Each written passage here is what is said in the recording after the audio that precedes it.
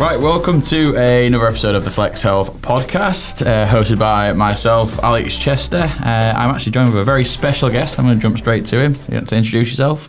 My name's Robin Chester, father of said Alex Chester. There we go. And I am not a brother No. of yours. Just a random physio. Random physio I met a few years ago, and now we're doing this sort of stuff together. Absolutely. So it's Matt Booth, because he didn't even say his name. Sorry. There we go. So today's episode is all about men's health, and in particular prostate cancer awareness. So I'll address my first question to Rob. It's weird calling him Rob. I'm going to say Dad. So for anyone who has listened to the webinar that my dad actually put together, he breaks down the likelihood and the history of prostate cancer, but ultimately, why did you first decide to go to the doctors, and how long did you put it off for in the first place? Well, that was the big thing about it, really. Like most men, I'm not that great of sort of acting on when we should, in effect.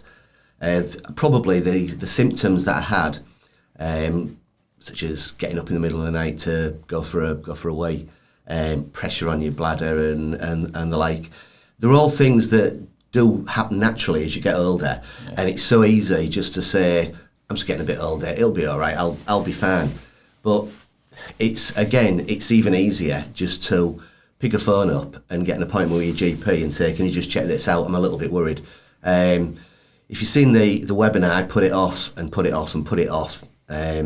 Probably, I would say 2 years longer, which is a ridiculous amount of time for the problems that I was having. And the only reason that I went finally was because I got a water infection. So I thought, I'll go along. And when I went to the doctors, they examined me, and the first thing they said was, water infections are usually a female complaint.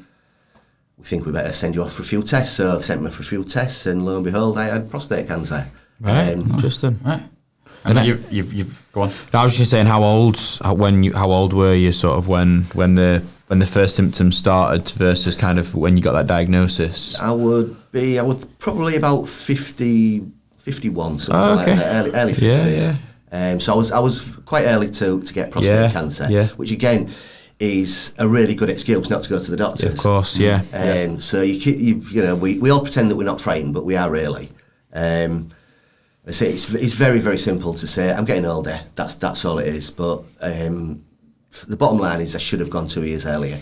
By the time I got diagnosed, it was quite serious. My prognosis was really very bad. There was still debate, if you've seen the webinar, there was debating whether to operate on me with a couple of weeks before I actually had my prostate removed. And if I'd have gone 2 years, if I'd have gone when I was 51 instead of when I was 53, then I'm certain that the prognosis would have been nowhere near as bad. And did you think you knew? Like, do you think looking back to when those symptoms started, did you think you actually knew that something was more sinister going on? It did cross my mind. Right, okay. It did cross my mind. But as I say, it's just so easy. It's a scam. I'm great now talking about it. And when I actually did get diagnosed, it did help me talking openly about cancer and the like. But before diagnosis, it was cancer. That's not great. Yeah, I think I'll pretend I ain't got it. Yeah. But of course, if you have, then it doesn't go away. Yeah. And what actually happened in that first assessment then? So you've gone to the doctor. You finally gone to the doctors. As I say, they give me a quick one. I had to take a water sample in, and they then found out that I did have a water infection.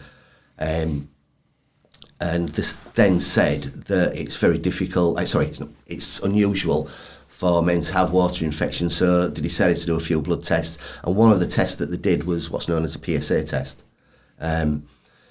And there's a setting. PSA stands for prostate specific antigen, and it's a protein that's emitted by the prostate and is found in the blood in tiny quantities. Right. And the levels that it should be out at should be around 3 nanograms per milliliter.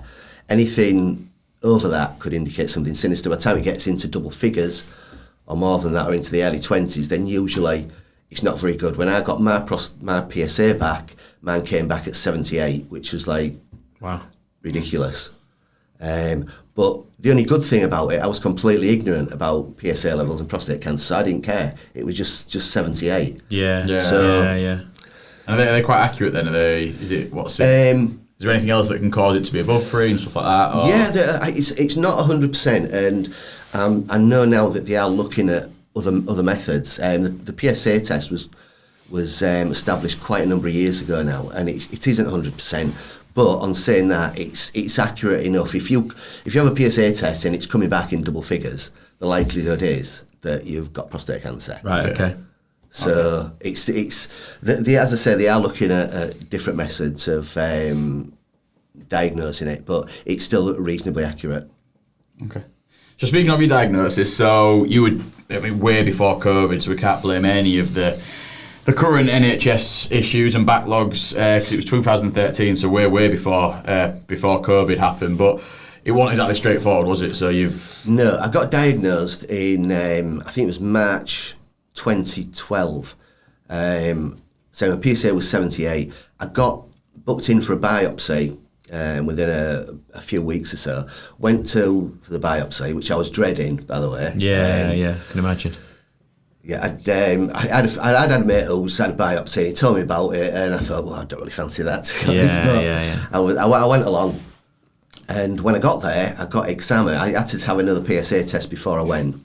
When I got there, he examined me. He said my prostate didn't feel that bad, and my PSA had gone down from 78 to something like 64, which was still horrendously high. Okay. But what I was told at the time was, if your PSA goes down, you haven't got prostate cancer.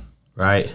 So that sort of threw a spanner in the works. And when he said that and said it'd probably be all right not to have a biopsy at this stage, I sort of jumped at the chance to not have a biopsy because I didn't want a biopsy. Of course. But on saying that, I had my lovely wife Anne with me, and I was not her favourite person coming away and not having a biopsy at that time. Yeah.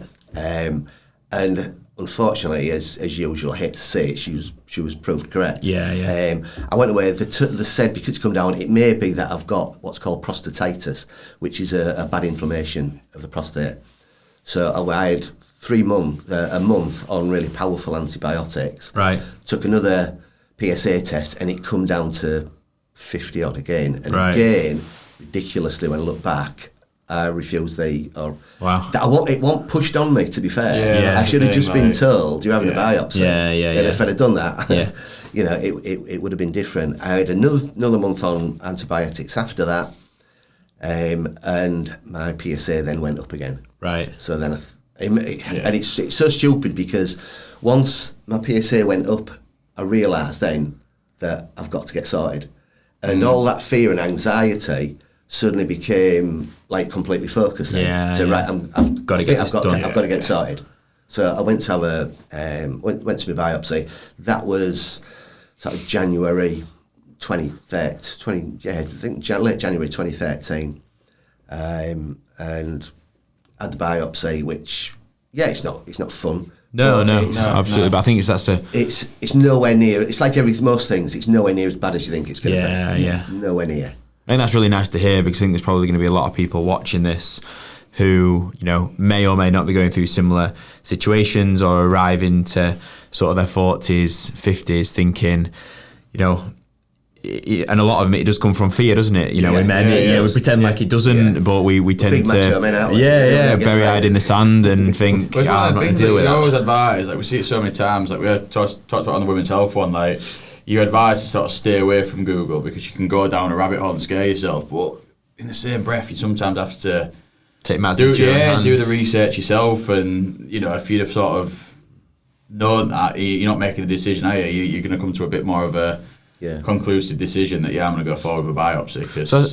So just to answer the question then, Rob. So, would there be a specific, so say if again we've got people watching this, and obviously please don't take this as medical information or advice, but from your experience, would there be an actual number where if it was over a set threshold, you'd be going, you need that biopsy from your experience? As you're talking about PSA levels, I mean, basically, if your PSA is raised, I I personally would err on the side of getting a biopsy. Always get it done. Well, because I remember exactly where I was. I was at Selhurst Park. Right. We was away. So when I was working at Hull, I was in the dugout at Crystal Palace. It was only me and Steve Bruce left in the changing room at the time.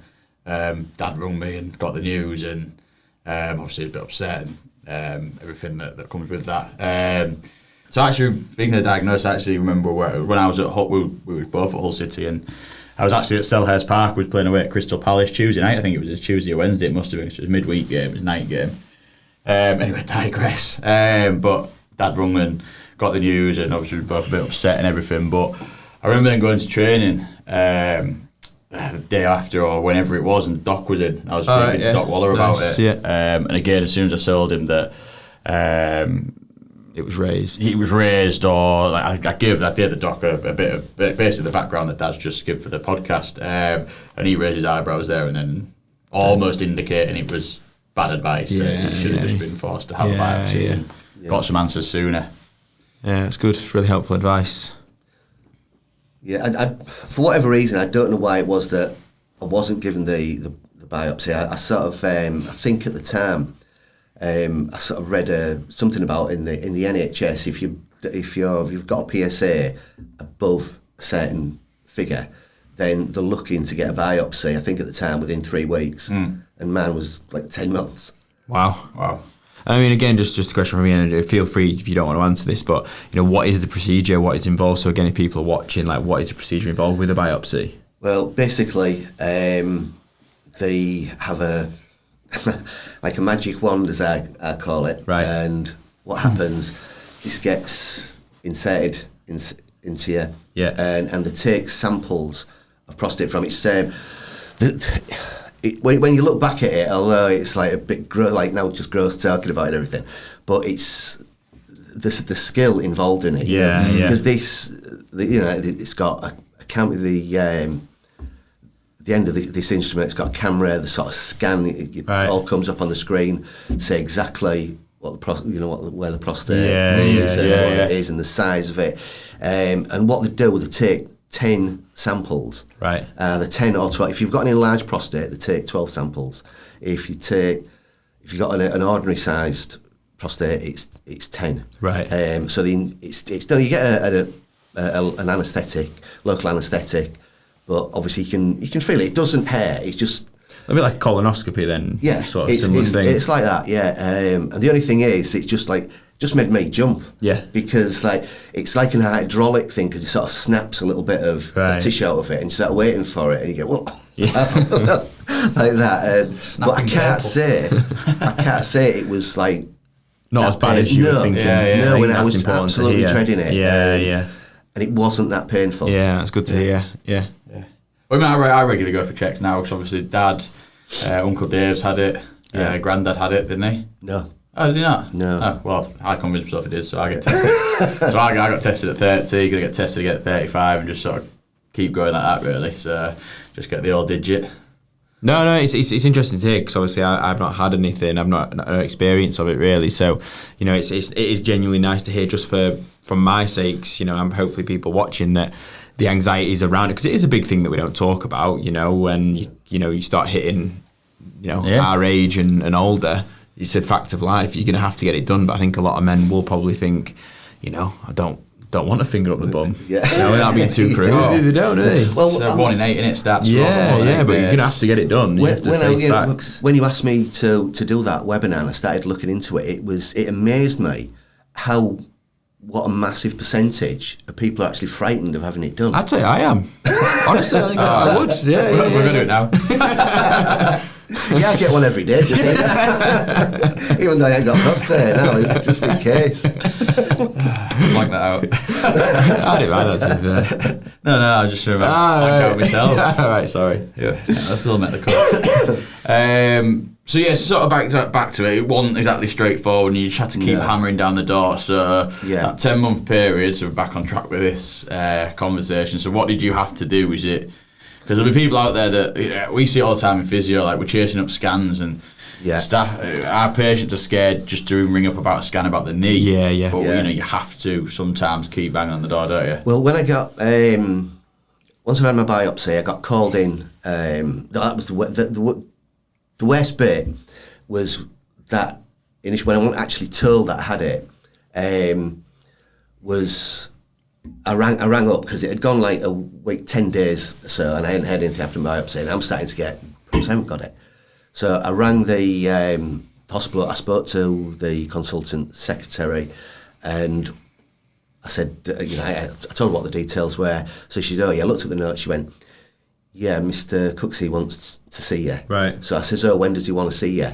And she said, as soon as possible. Right. And that was like, I know now. Yeah. And that was very, but so I went back, he told me I got prostate cancer. He booked an appointment for me for a month's time, and I had to have a CT scan, an MRI scan, and a bone scan. And he says, well, you'll get the details sent out within the next few days, and everything will just run smoothly. But I hate calling the NHS because during the time that I had it, and particularly when I was in hospital, they were absolutely fantastic. Mm-hmm. But you have got to be aware of the pitfalls within the system. Yeah. And like a week went by after my after I was told, and I'd heard nothing in sort of 10 days. So I started ringing up, and I just got that feeling that I'd somehow got lost in the system. Mm-hmm. Yeah. So I thought I'd go see my GP. Told him what had happened. He didn't know that I'd got prostate cancer, which again was a bit of a blur. So then I thought, right, I'm going to have to take matters into my own hands, and I regularly rang up and I just pestered the life out of them, basically. Yeah. And I don't think I was their favourite person, but I don't care. Absolutely. Because exactly, I'm still here, and it needed doing. Yeah. So all I could say to people, anybody watching this, without calling the NHS, it's a massive organisation and things do get missed. So if you need something, you've got to let them know that you need it. Proactive about your own health. Don't just go into your shell. It's very easy because obviously if you've got cancer, the last thing you want is stress and hardship and getting yourself all worked up about things. But if you need a scan, you need a scan, and you've got to make sure that you get it done. Yeah. So on that, what so sort of going away from the sort of journey and stuff like that, so what is there anything out there that you can do to reduce your risk of getting prostate cancer? Is there anything you can do to maintain, regular testing or anything like that? Is there anything you can do to know your own PSA levels? Like what's the general advice? The only thing, I don't know from about, it's like with everything else. You try and live as healthy a lifestyle as you can. But sometimes it really is just look at the draw, so you've just got to be aware. Yeah. If you're getting symptoms where you think, well, this could be something, then go. Don't delay like 2 years like me. Just go the next day. And what are the classic? I know you've had your symptoms. What are the classic symptoms for people to look out for? The things with the prostate enlarges throughout the course of a man's life. So what happens, which is why people put it off, including myself, put it off, and it's so easy to do because your prostate enlarges. It puts a little bit more pressure on your bladder, so you go to the toilet more often. Right.